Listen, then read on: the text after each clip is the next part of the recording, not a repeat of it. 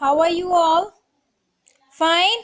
So let us proceed in this video for the second chapter, that is class 10th science CBSE NCERT chapter 2 acids, bases and salts.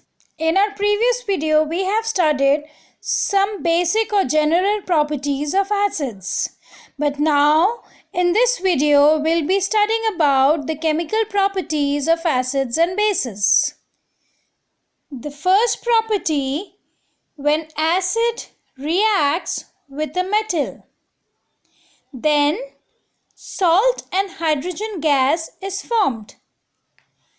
Example में देखिए, zinc metal है, जब वो HCl से react करता है तो वो क्या देता है हमें, जिंक क्लोराइड और हाइड्रोजन गैस लिबरेट करता है.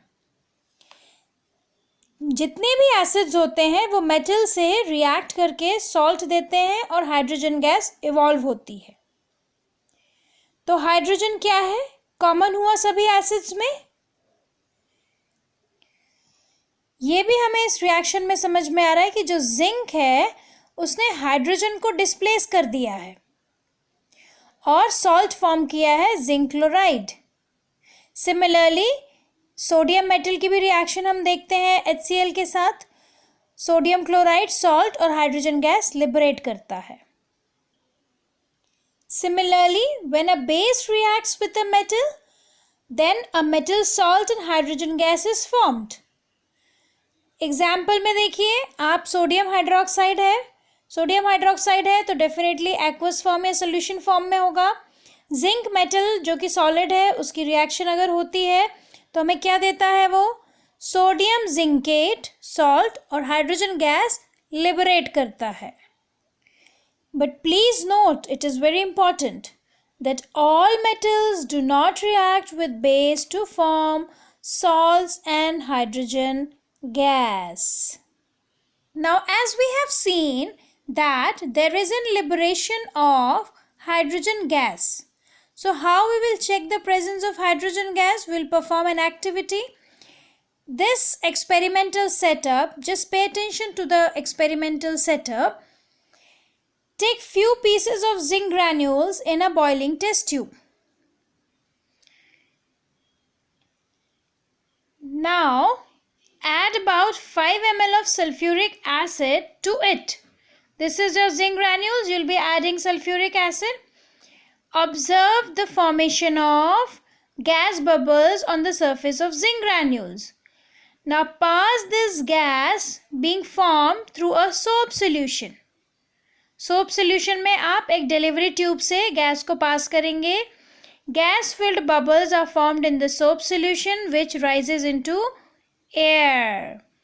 Okay, now bring a burning candle near a gas filled soap bubble.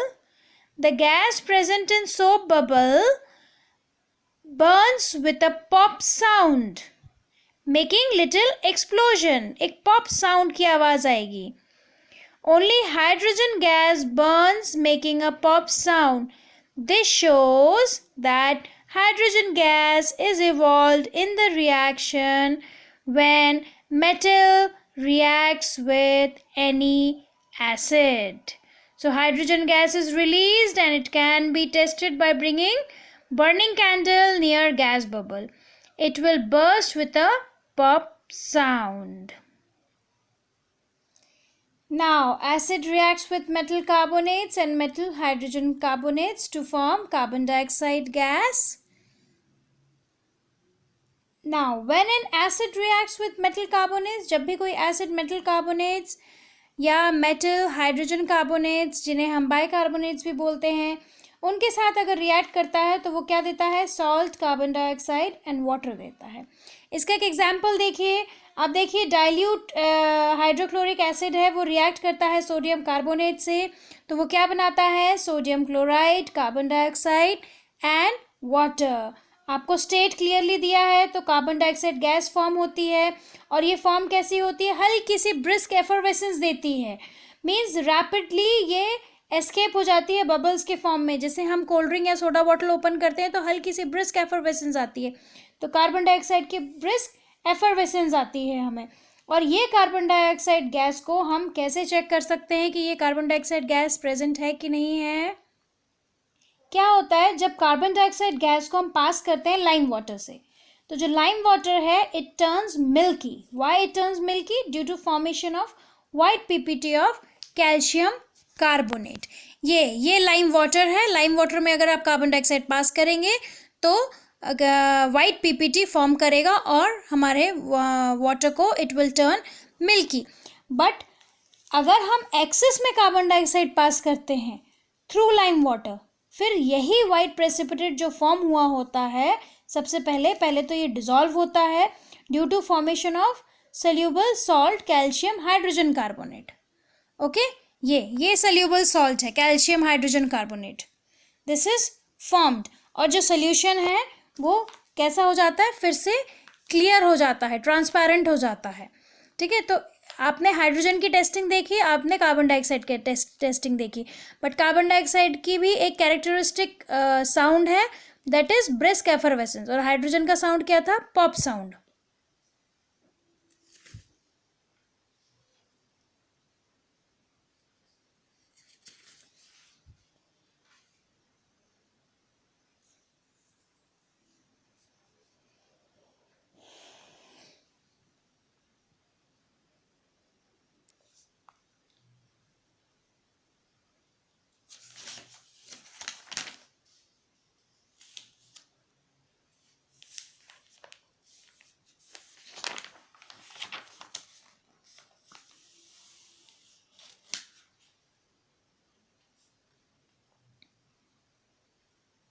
See, we know that all acids produce hydrogen ion.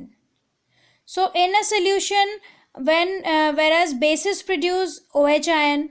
So, when an acid and a base combine, the real neutralization reaction occurs due to combination of hydrogen ion present in acid and hydroxide ion present in base to form water.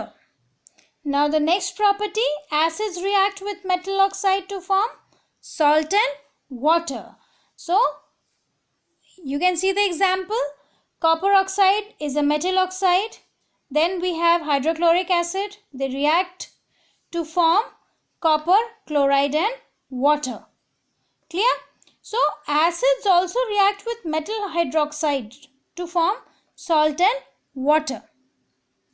See, again you can see acid is reacting with metal oxide and metal oxide is basically basic in nature. तो acid और base जब भी react करेंगे तो वो क्या देंगे? Salt and water. Now, reaction of non-metallic oxide with bases. Non-metallic oxide, example देख लीजिए. Calcium hydroxide is a base. Carbon dioxide is a non-metal oxide. तो कैल्शियम हाइड्रोक्साइड सोल्यूशन जब भी कार्बन डाइऑक्साइड से रिएक्ट करेगा it will give calcium carbonate and water. So the reaction of non metal oxide with base to form salt and water show that non metal oxides are acidic in nature. As we have seen with metal oxides, they are basic in nature. So non-metal oxides are acidic in nature. Now what do all acids and bases have in common? See, an acid is a substance which dissociates or ionizes on dissolving in water to produce hydrogen ion. Acid क्या करता है? किसी भी aqueous solution में dissociate या ionise होके hydrogen ion बनाता है. क्लियर है? अब हाइड्रोजन आयन क्या होगा? उसको एसिड की तरह बिहेव करने पे मजबूर कर देता है. अब हाइड्रोजन आयन की वजह से ही वो क्या करता है? एसिडिक प्रॉपर्टी शो करता है. आप चाहे कोई भी एसिड देख लीजिए, HCl देख लीजिए, H2SO4 देख लीजिए, HNO3 देख लीजिए, CH3COOH ऑर्गेनिक एसिड है जो, उसे देख लीजिए, सभी क्या करते हैं? एक्वस सोल्यूशन में H+ आयन देते हैं. Means hydrogen ion containing compound क्या होते हैं?